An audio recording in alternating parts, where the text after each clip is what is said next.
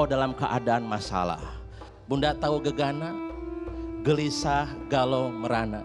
Bapak tahu andilau, antara dilema dan galau. Ketika dalam keadaan gelisah, tekanan, hantaman, dari mana saja, dari 4 penjuru angin, dari utara mau menghina, dari selatan mau menginjak, dari barat mau menghantam, dari selatan, dari timur mau mencaci dan maki. Jangan takut dan risau.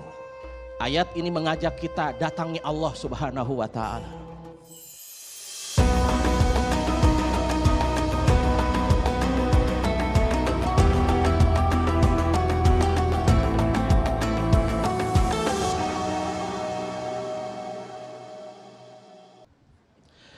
Bismillahirrahmanirrahim. Assalamualaikum warahmatullahi wabarakatuh.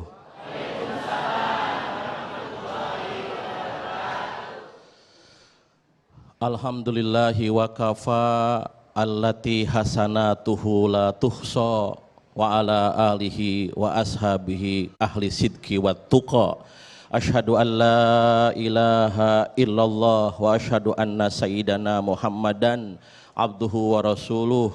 Ayyuhal hadirun al hadirat, para jamaah Masjid Al-Ikhlas dan pemirsa TV One yang ada di Nusantara ini, usikum wa iyaya bitaqwallah wa ta'atihi la'alakum tuflihun.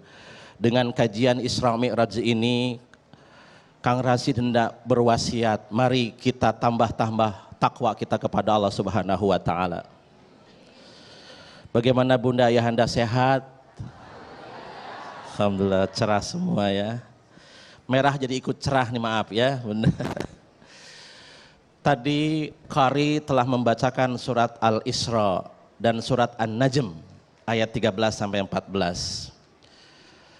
Kurang lebih ayat ini, surat ini, para ahli tafsir menerangkan ada semangat kandungan ayat ini adalah hayu ketika engkau dalam keadaan masalah, ketika engkau dalam keadaan gelisah, ketika engkau dalam keadaan gegana.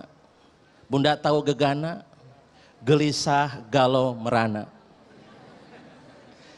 Yang kedua, ketika hati ini, hati masyarakat Indonesia, hati kaum muslimin Indonesia dalam keadaan andilau. Bapak tahu andilau, antara dilema dan galau. Itu teh bahaya. Ketika dalam keadaan gelisah, tekanan, hantaman, dari mana saja, dari 4 penjuru angin, dari utara mau menghina, dari selatan mau menginjak, dari barat mau menghantam, dari selatan, dari timur mau mencaci dan maki. Jangan takut dan risau. Ayat ini mengajak kita datangi Allah Subhanahu wa Ta'ala. Itu semangat ayat ini. Kalau engkau dalam keadaan masalah, datanglah ke hadirat Allah Subhanahu wa Ta'ala. Nanti Allah kasih jawaban dari kesulitanmu itu.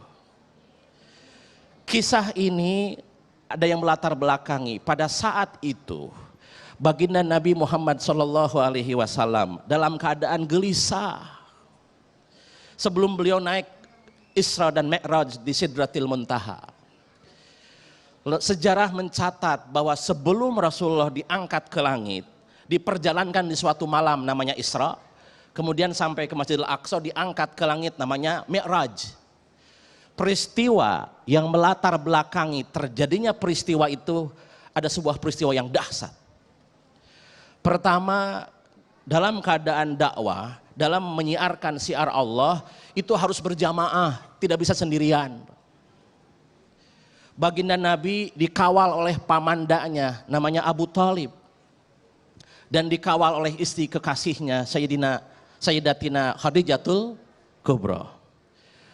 Di akhir pada tahun 8 Hijriah, paman yang membackup perjuangannya dari sisi ketokohannya, dari sisi keamanannya, diamankan oleh pamandanya. Siapa namanya? Sayyidina Abu Thalib. Dari sisi menenangkan batinnya, dari sisi keuangannya, dikawal oleh istrinya Sayyidatina Khadijatul Kubra. 2 tokoh ini meninggal. Pamandanya meninggal. Efeknya kaum jahiliyah menghantam Rasulullah. Kemudian pada tahun yang sama istrinya meninggal, Sayyidatina Khadijatul Kubra, Ummul Mukminin, meninggal yang membackup di rumahnya. Rasul itu sedih. Sehingga pada tahun itu suasana batin baginda Nabi Muhammad SAW disebut dengan Amul Huzni, tahun kesedihan. Beliau sedih istrinya tidak ada, beliau sedih pamandanya tidak ada, gelisah Rasul itu.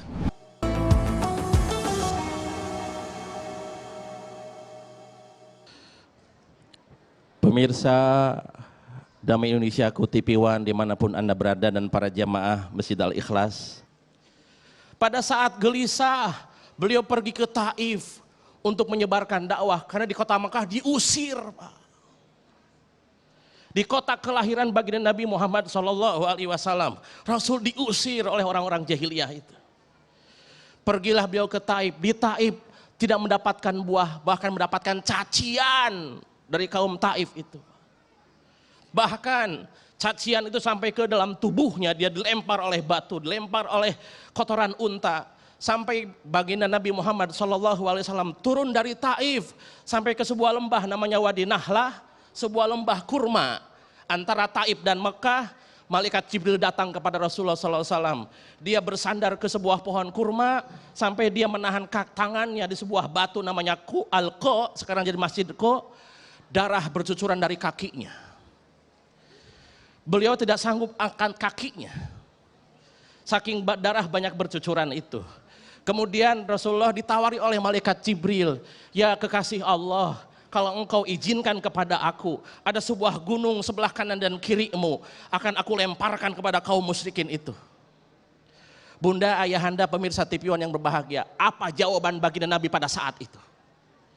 Biasanya ketika kita gelisah datang bantuan, disambut baik itu bantuan, Pak.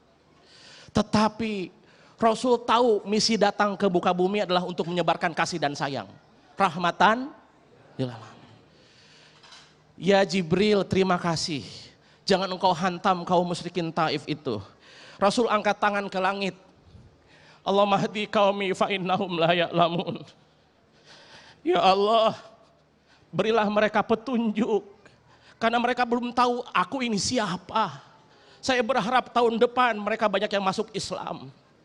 Dakwah memang penuh kesabaran, tidak bisa dengan pedang, tidak bisa dengan cacian, dakwah dengan kesantunan. Rasul masih berharap, ya Allah, berilah mereka hidayah, berilah mereka petunjuk karena mereka belum tahu aku siapa ini Muhammad bin Abdullah ini. Malaikat Jibril tidak jadi menghantamkan gunung kepada kaum musyrikin itu. Itulah yang melingkupi suasana batin baginda Nabi Muhammad SAW. Sedih yang sangat dalam.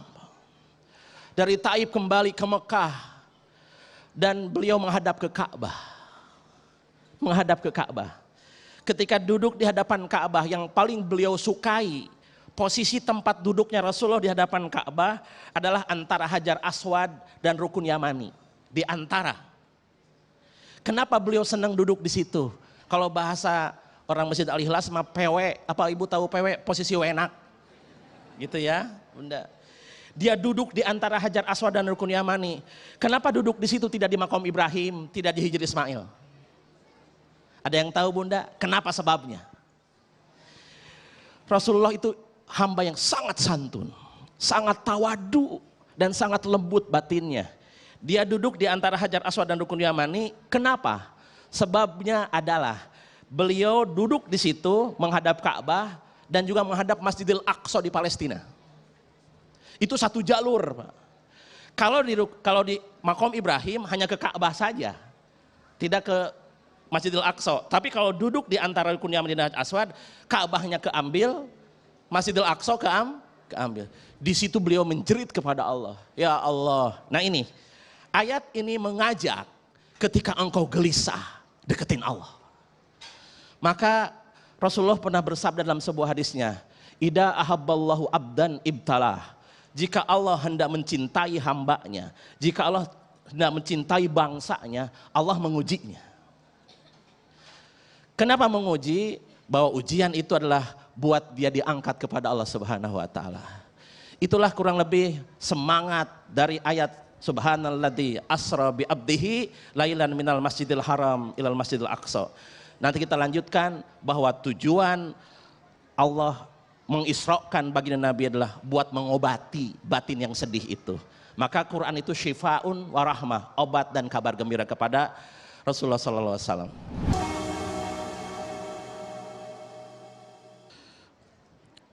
Pemirsa Damai Indonesia TV One dimanapun Anda berada dan para jamaah Masjid Al-Ikhlas yang dirahmati Allah Subhanahu wa Ta'ala. Tadi kisah yang melatar belakangi baginda Nabi Muhammad sallallahu alaihi wasallam sebelum diangkat ke langit, diisrakan dan dimi'rajkan oleh Allah Subhanahu wa Ta'ala adalah beliau dalam keadaan gelisah. Itu pun bisa terjadi kepada umatnya. Umat Islam Indonesia pun bisa terjadi ketika dia gelisah, ketika dia dalam keadaan gegana, segera merapat kepada Allah Subhanahu wa Ta'ala. Itulah semangat ajakan surat Al-Isra ini. Ida ahabballahu abdan ibtala. Jika Allah hendak mencintai hambanya, jika Allah hendak mencintai suatu bangsa, jika Allah hendak mencintai suatu negara, Allah mengujinya. Tapi itu bukan laknat, tetapi adalah bukan musibah, tetapi adalah kemasan cinta ilahi. Allah mengkemas itu. Buat apa Allah menguji? Supaya kita liyasma'a tadarru'ahu, supaya Allah mendengar rintihan jeritannya. Kita biasa merintih kepada Allah kalau sudah sedih. Kalau dikasih kesenangan, ujian kesenangan, dapat jabatan, dapat kekuasaan, dapat kekayaan, itu suka lupa kepada Allah. Maka dikirimlah sebuah kesedihan, tapi itu kemasan Allah. Buat apa dia? Supaya menjerit kepada Allah. Liyasma'a tadarru'ahu, buat mendengar jeritannya, sehingga hamba itu berkata, ya Allah, dijawab oleh Allah, labbaika ya abdi. Aku mendengar hamba, aku mendengar kalian wahai umat Islam Indonesia, aku dengar dan aku melihatnya. Jangan sedih, Allah berserta kalian. Liyasma'a tadarru'ahu, buat apa? Liyasma'arani naka, Allah pengen dengar jeritannya di waktu malam, jeritannya di waktu siang. Allah menjawab, bal sahadtu raninaka sahatu tataqattar, aku melihat lelehan tetesan matamu, air matamu itu. Maka maaf Rasulullah SAW itu dengan dalam keadaan sedian, ya Allah, di depan Ka'bah tadi, labbaika ya abdi, wahai kekasihku, ada apa wahai Muhammad? Dijawab, jadi ujian tentang istrinya meninggal, ujian tentang pamannya meninggal, itu adalah kemasan cinta ilahi. Cuman itu cinta ilahi itu bersinar di hatinya, harus digosok. Supaya hatinya dekat kepada Allah. Allah memiliki pahatannya, supaya tersinar daiman hatinya. Apa pahatannya? Berupa kesedihan dan kepedihan. Berapa banyak tangisan air mata yang melahirkan kebahagiaan, banyak sekali. Kesedihan itulah yang melatar belakangi Rasulullah angkat ke langit. Wahai Muhammad, jangan kau sedih. Maka ini adalah sebuah, Kang Rashid sangat suka sekali dengan ayat ini, Pak. Saudaraku Nusantara Indonesia, jangan sedih, jangan risau, Allah berserta kita, Pak. Baginda Nabi diangkat ke langit, diisrakan, subhanalladzi asra bi abdihi lailan minal masjidil haram ilal masjidil aqsa. Dapat apa dari atas itu? Dapat pahatan cintanya, yaitu berupa sholat, Pak. Maka supaya kita dalam kekasih Allah pegang itu sholat. Izinkan Kang Rashid menyederhanakan, apa Kang makna sholat? Pergi ke atas, ketemu berjumpa dengan Allah, hanya seorang nabi saja yang bisa jumpa dengan Allah Subhanahu wa Ta'ala. Beliau mendapat oleh-oleh dari Sidratil Muntaha. Apa itu oleh-olehnya? Bukan diamond, bukan emas, bukan tahta dan jabatan, tetapi olehnya abadi. Apa itu? Sholat. Itu oleh-olehnya. Ketika kita menggenggam sholat ini, insya Allah engkau akan ditolong Allah terus menerus. Mari kita lihat gambaran tentang sholat.